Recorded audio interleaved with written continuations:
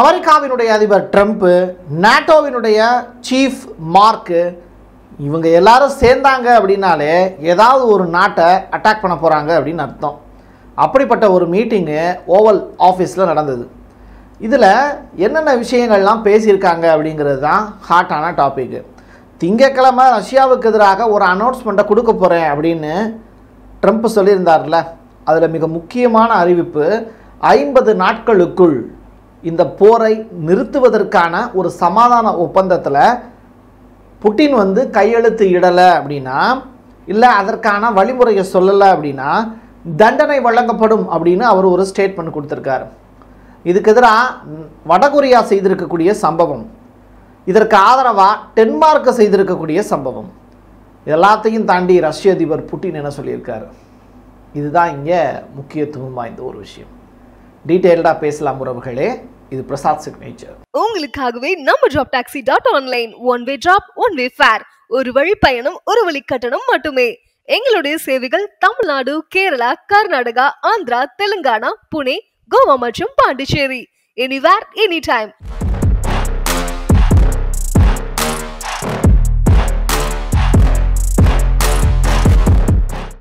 நாட்டோவினுடைய leader Mark அவர்களோட ஒரு சின்ன உரையாடல் மீட்டிங்லாம் முடிச்சதற்கு பிறகு பத்திரிகையாளர்களுடனான சந்திப்பு யார் நடத்துகிறா? அமெரிக்காவினுடைய அதிபர் ட்ரம்ப் நடத்துகிறார். ட்ரம்ப் பேசக்கூடிய விஷயத்தில் பத்திரிகையாளர்கள் கேள்விகளும் கேட்குறாங்க. அதில் சில விஷயங்களுக்கு பொறுமையாக பதில் சொல்லிக்கிட்டே இருந்தவர் திடுதுப்புடு ரிப்போர்ட்டர் மேலே பாயிறாரு. மேலே போய் விழுகிறது இல்லை, டைரெக்டாக அந்த கேள்விகளை எதிர்கொள்ள முடியாமல் போரை எப்படி நிறுத்துவீங்க? புட்டின் தான் தொடர்ச்சியாக குண்டுமலை பொழிஞ்சுக்கிட்டே இருக்காரு, நீங்கள் என்னமோ போரை நிறுத்த போகிறேன் அப்படின்னு சொல்லிக்கிட்டு இருக்கீங்க அப்படின்னு கிண்டலும் கேலியும் கலந்த துணியத்தில் அந்த ரிப்போர்ட்டர் கொஸ்டின் ரைஸ் பண்ண உடனே ட்ரம்ப் ரொம்ப எளிமையாக இந்த மாதிரியான கேள்விகள் எல்லாமே நீங்கள் என்கிட்ட கேட்கக்கூடாது, ரஷ்ய அதிபர் புட்டின்கிட்ட போய் கேளுங்க.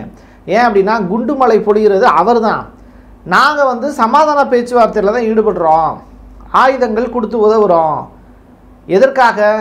சமாதான ஒப்பந்தத்துக்கு வரணுங்கிறதுக்காக அப்படின்னு தன்னுடைய நிலைப்பாடு சார்ந்து அவர் பேசியிருந்தார். இது எல்லாத்தையும் பேசிக்கிட்டே இருந்தவர் ஒரு கட்டத்தில் அவர் எடுத்திருக்கக்கூடிய முடிவையும் சொல்லியிருந்தார். 50 நாட்களுக்குள் புட்டின் சமாதான பேச்சுவார்த்தைக்கோ இல்லை புதியதொரு சீஸ்ஃபயர் தொடர்பான தீர்வுக்கோ வரலை அப்படின்னா புட்டினுக்கு தண்டனை கொடுக்கப்படும், ரஷ்யாவுக்கு தண்டனை அளிக்கப்படும் அப்படிங்கிற ஸ்டேட்மெண்ட்டை சொல்லியிருக்காரு.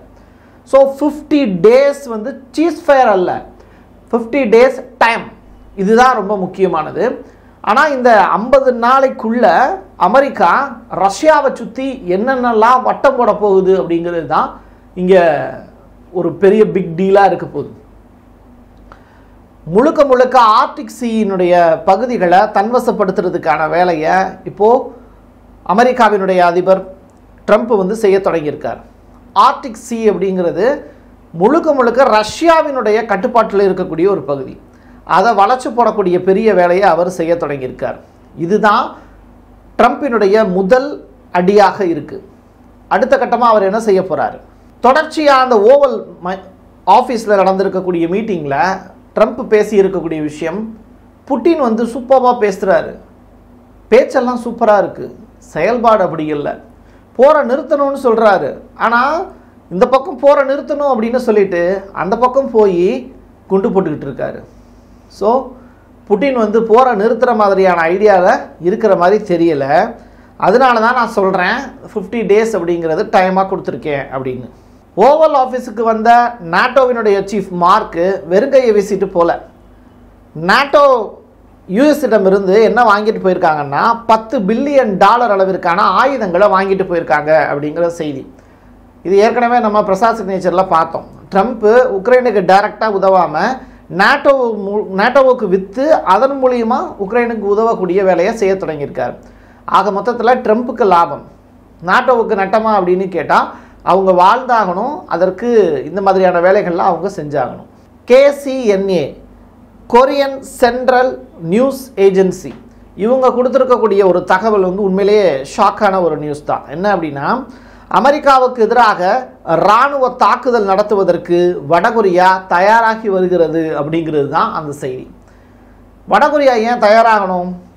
ஜப்பானை வச்சு தொடர்ச்சியாக இந்த வடகொரியா அப்படிங்கிற நாட்டை மிரட்டி பார்க்கக்கூடிய வேலை, இந்த சவுத் கொரியாவை வச்சு வடகொரியாவினுடைய செயல்பாடுகளை கண்காணிக்கக்கூடிய வேலை, இந்த ஆக்டிவிட்டி எல்லாமே அமெரிக்காவினுடைய அதிபர் ட்ரம்ப் வந்து செஞ்சுக்கிட்டு இருக்கார். ஆக்சுவலி வடகொரியாவுக்கும் அமெரிக்காவுக்கும் ஆகவே ஆகாது. வடகொரியாவினுடைய அதிபர்கிட்ட போய் உலகத்தில் கெட்டவன் யார் அப்படின்னு கேட்டால் அமெரிக்காவினுடைய அதிபராக இப்போ யார் உட்காந்துருக்காரோ அவர் தான் கெட்டவர் அப்படிம்பார். அந்த அளவிற்கு வடகொரியாவுக்கு வந்து அமெரிக்கா மேலே ஒரு பெரிய கோபம். அமெரிக்காவை ஒருத்தன் எதுக்குறான் அப்படின்னாலே அவன் ரொம்ப நல்லவனாக இருப்பான்ப்பா அப்படின்னு வடகொரியாவில் இருக்கக்கூடிய மக்களே சொல்லுவாங்க. அந்த அளவிற்கு அமெரிக்கா மீது ஒரு தீராத காதல் அல்ல, தீராத கோபம் உடையவர்கள் வடகொரிய மக்கள். காரணம் என்னென்னா 1950s தொடக்க காலகட்டத்தில் நடந்த கொரிய போர் தான் அதுக்கு காரணம். வடுக்கள் இன்னும் ஆறவே இல்லை, மறையலை. அப்படி இருக்கும்போது அவங்க எப்படி ஓகே சொல்லுவாங்க? இதான் விஷயம். இங்கே இவ்வளோ பெரிய பிரச்சனை நடந்துக்கிட்டு இருக்கு. புட்டின் என்னென்னா தன்னோட காரில் அப்படியே ட்ராவல் பண்ணி போகிறார். பத்திரிகையாளர்களையும் உள்ளே கூப்பிட்டு, என்னோட காரை நீங்கள் இது வரைக்கும் பார்த்தது இல்லைல்ல, வாங்க உள்ளே வாங்க பார்ப்போம் அப்படின்னு தன்னோட ஆர்எஸ் அப்படிங்கிற அந்த காரில் இருக்கக்கூடிய அந்த டெக்னிக்கல் ஐட்டம்லாம் என்னென்ன இருக்குது அப்படின்னு சொல்லிட்டு விளக்கி சொல்கிறார். அது மட்டும் இல்லை, அது வந்து லிமோசின் அப்படிங்கிற அந்த டைப் உடையது, ரைட்டா? ஸோ இதைத்தான் வந்து வடகொரியாவினுடைய அதிபர் கிம்முக்கும் வந்து அவர் கொடுத்துருந்தார். இந்த காரோட ஸ்பெஷாலிட்டி அப்படின்னு சொல்லி பார்க்கும்போது முழுக்க முழுக்க இது ரஷ்யா மேடு, ரஷ்யாவிலேயே தயாரிக்கப்பட்டது அப்படிங்கிறது தான். எல்லா உபகரணங்களுமே ரஷ்யா மேடு தான். ஸோ அதுதான் அதோட ஸ்பெஷாலிட்டி. நாட்டோவினுடைய சீஃப் வந்து ட்ரம்ப்பை சந்தித்ததற்கு பிறகு அவர் ஒரு ஸ்பீச் கொடுப்பார்ல, அது என்ன அப்படிங்கிறதும் சுவாரஸ்யமானது. அதாவது சீனா தைவானை தாக்கினால் நாட்டோவை போருக்கு சீனா அழைப்பதாக அர்த்தம். அதனால் சீனா தைவானை தாக்குனாலும் நாட்டோ நாடுகள் உள்ள வரும், உக்ரைனுக்கு ஆதரவாகவும் நாட்டோ நாடுகள் உள்ள வரும். ஆக மொத்தத்தில் யூரோப்பியன் யூனியனுடைய வளர்ச்சியை பற்றி எங்களுக்கு கவலை இல்லை, போர் நடந்துக்கிட்டே இருக்கிறது மூலிமா அமெரிக்காவுக்கு சம்பாரித்து கொடுக்கறது மட்டும்தான் நாட்டோ சீஃபாக இருக்கக்கூடிய மார்க்கினுடைய வேலை அப்படிங்கிறத அவரே ஒத்துக்கிறாரு. அந்த மாதிரியான சுச்சுவேஷனில் சீனா அமெரிக்காவை தாக்குச்சுன்னு வச்சுக்கோங்களேன், அப்போது ஜப்பானும் ஆஸ்திரேலியாவும் எங்கள் பக்கம் வந்து நிற்பாங்க அப்படிங்கிற ஸ்டேட்மெண்ட்டை நாட்டோவினுடைய சீஃபும் சொல்கிறாரு. சீனா அமெரிக்காவை தாக்குதா? என்ன வார்த்தைகள்லாம் பயன்படுத்தியிருக்காரு நாட்டோவினுடைய சீஃப், இதெல்லாம் பேசியிருக்காரு அப்படிங்கிறதுக்கான ப்ரூஃபு நீங்கள் சேட்டலைட் மீடியாக்களில் பார்த்தீங்க அப்படின்னாலே தெரியும். ஸோ இவ்வளோ பெரிய வார்த்தைகளை ரொம்ப சாதாரணமாக அவங்க பயன்படுத்திட்டு போயிட்டுருக்காங்க. போர் அப்படிங்கிறது ஏதோ 10 ரூபாய்க்கு வந்து ஒரு பொரி உருண்டை வாங்கிட்டு வர மாதிரியான விஷயமாக மாறி போயிடுச்சு. அந்த அளவுக்கு வந்து அவங்களுக்கு அந்த ஆயுதங்களை தயாரிக்கிறவங்க அதை எப்படியாவது பயன்படுத்துவதற்கான வாய்ப்பை, விற்கிறதுக்கான வாய்ப்பை உருவாக்குறதுக்கு போரை நடத்திக்கிட்டே இருக்கணும்னு நினைக்கிறாங்க. ரஷ்யாவினுடைய ஃபாரின் இன்டெலிஜென்ஸ் சர்வீஸ் அவங்க கொடுத்துருக்கக்கூடிய ரிப்போர்ட் வந்து மால்டோவா அப்படிங்கிற அந்த நாடு இருக்குல்ல, அதை வந்து நாங்கள் தவறாக பயன்படுத்துகிறோம், எங்களுடைய இராணுவ மயமாக்கலாக மால்டோவா மாறப்போகிறது அப்படிங்கிற மாதிரியான தகவல் எல்லாம் சொல்கிறாங்க. பட் எங்களோட பிளான் வந்து மால்டோவா கிடையாது அப்படிங்கிற ஸ்டேட்மெண்ட்டை அவங்க சொல்லியிருக்காங்க ரஷ்யா சைட்லேருந்து. இதை வந்து உக்ரைன் நம்புமா அப்படின்னு கேட்டால் நம்ப மாட்டாங்க. ட்ரம்ப் ஓவல் ஆஃபீஸில் பேசிக்கிட்டு இருக்கக்கூடிய நேரத்தில் ரஷ்யா இன்னும் 2 கிராமங்களை கைப்பற்றிடுச்சு அப்படிங்கிற தகவல். டொனட்ஸ்க் அப்படின்னு சொல்லிட்டு உக்ரைனில் ஒரு பகுதி இருக்குல்ல, அது நீங்கள் கேள்விப்பட்டிருப்பீங்க. நீங்கள் கேள்விப்படாத ஒரு பேர் 2 பேர் இப்போ சொல்ல போகிறேன்.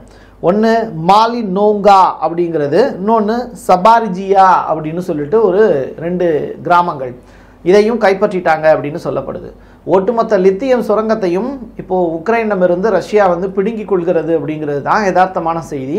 இதை பற்றி வந்து ட்ரம்ப் அக்கறையே இல்லாமல் இருக்காரா அப்படின்னு கேட்டால், அக்கறைப்பட்டதுனால தான் வந்து 50 நாட்கள் டைம் கொடுத்துருக்காரு. ஆனால் அந்த 50 நாளைக்குள்ளே ஒட்டுமொத்த உக்ரைனையும் ரஷ்யா தனதாக்கிக்கிட்டு, நீங்கள் ஏதோ ஒரு நாடை பற்றி பேசுகிறீங்க, அது முதல்ல எங்கே இருக்குது உக்ரைன் அப்படிங்கிற நாடு அப்படின்னு கேட்பாங்க போல். அந்த அளவிற்கு போயிட்டுருக்கு புட்டினுடைய வேகம். ட்ரம்ப்பு ரொம்ப ஸ்லோவாக இருக்காருப்பா. ட்ரம்ப் பேசி இருக்கக்கூடிய விஷயம் 50 நாட்களுக்குள்ள ஒரு சமாதான உடன்படிக்கைக்கு வாங்க அப்படின்னு ட்ரம்ப் மிரட்டல் விடுத்திருக்காருல்ல, அதுக்கு ரஷ்யாவினுடைய மூத்த சட்டமன்ற உறுப்பினர் ஒருத்தர் என்ன தெரியுமா சொல்லியிருக்காரு? ஹாட் ஏர் அப்படின்ட்டு இருக்காரு. சூடான காற்று இது அப்படிங்கிற ஸ்டேட்மெண்ட்டு. அது நீங்கள் என்ன அர்த்தம் அப்படிங்கிறத நீங்கள் புரிஞ்சுப்பீங்கிறத நான் நம்புகிறேன். ஸோ இந்த அளவுக்கு ட்ரம்ப்பை வந்து மோசமாக விமர்சனம் செய்து கொண்டு இருக்கிறார்கள் ரஷ்யர்கள். அதற்கான பதிலடி அப்படிங்கிறது ட்ரம்ப்புக்கு கோபம் வருமா, ரஷ்யாவை தாக்கிடுவாரா அப்படின்னு கேட்டால் தெரில. தாக்குனார்னா சொல்லலாம், பட் வந்து அதுக்குண்டான வலை அப்படிங்கிறது இப்போ பின்னப்பட்டுக்கிட்டு இருக்கு. அது நான் ஆரம்பத்தில் சொன்ன மாதிரி ஆர்டிக் ஏரியாவை சுற்றி வட்டமடித்து கொண்டிருக்கிறது அமெரிக்காவினுடைய கப்பல்கள். இன்னொரு கூடுதல் தகவல் சொல்லவா, டென்மார்க் அப்படின்னு சொல்லிட்டு ஒரு நாடு இருக்குல்ல, அந்த நாட்டில் இருக்கக்கூடிய 3 விமான தளங்களை இப்போது அமெரிக்கா வந்து டோட்டலாக கைப்பற்றி இருக்காங்க அப்படிங்கிற தகவல். அதாவது அது நியரஸ்ட்டு வந்து ரஷ்யாவுடைய பகுதி தான். அந்த இடத்த வந்து பயன்படுத்தி ரஷ்யாவை அட்டாக் பண்ணுறது எளிது. ஸோ அந்த இராணுவ தளத்தில் தன்னுடைய போர் விமானங்களை கொண்டு போய் நிப்பாட்டுவதற்கான வாய்ப்பை இப்போ அமெரிக்கா உருவாக்கியிருக்கு. ஸோ இந்த டென்மார்க்கினுடைய இந்த ஆக்டிவிட்டி, அமெரிக்காவோடு அவங்க கொண்டிருக்கக்கூடிய நட்புக்கு எதிராக ரஷ்யாவும் அவங்கள கண்டனம் தெரிவிச்சிருக்காங்க. அதை பற்றி டென்மார்க் கவலைப்படல. ஏன்னா வல்லரசு நாடுனுடைய சப்போர்ட் அப்படிங்கிறது அவங்களுக்கு தேவைப்படுது அப்படிங்கிறத அவங்க நம்புகிறாங்க. உக்ரைன் மாதிரியே டென்மார்க் மீது ரஷ்யா வந்து போர் தொடுக்குமா அப்படின்னு கேட்டால் இப்போதைக்கு அதற்கான வாய்ப்பு இல்லை. பட் டென்மார்க்கினுடைய சப்போர்ட் வந்து யுஎஸ்ஏக்கு கிடைத்திருப்பது இந்த போரினுடைய நீட்சி அப்படிங்கிறது இன்னும் அதிகமாகும். அதே நேரத்தில் அமெரிக்கா வெர்சஸ் ரஷ்யா அப்படிங்கிற மாதிரி இந்த போர் மேகம் சூழ்வதற்கான வாய்ப்பு அது இன்னும் கூடிய விரைவில் ஒரு பெரிய அட்டாக்கும் ட்ரம்ப் சைட்லேருந்து நடத்தப்படுவதற்கான வாய்ப்பு இருக்குன்னு தான் சர்வதேச அளவில் உலக அரசியலை அறிந்தவர்கள் கணிக்கிறார்கள். என் கையெழுத்து என் மக்களுக்கானது உறவுகளே. மீண்டும் ஒரு பதிவில் சந்திக்கலாம். நன்றி, வணக்கம். நீங்கள் ஒரு ஜேர்னலிஸ்டா இல்லை நியூஸ் ரீடரா வரணும்னு ஆசைப்படுறீங்களா? அப்படின்னா இது உங்களுக்கான பெரிய வாய்ப்பு. ஒரு பெரிய இலக்கோட அதற்கான முதல் படிக்கட்டு தான் இந்த பயிற்சி பட்டறை. தியரிட்டிக்கல் அண்ட் பிராக்டிக்கல் கிளாஸினுடைய முடிவில் சர்டிஃபிகேட்டும் கொடுக்கப்படும். தொடர்புக்கு 94493594 என் நம்பருக்கு காண்டாக்ட் பண்ணுங்க. நீங்கள் நம்ம சேனலுக்கு விளம்பரம் கொடுக்க விருப்பப்பட்டீங்கன்னா 94493594 இந்த நம்பருக்கு காண்டாக்ட் பண்ணுங்க.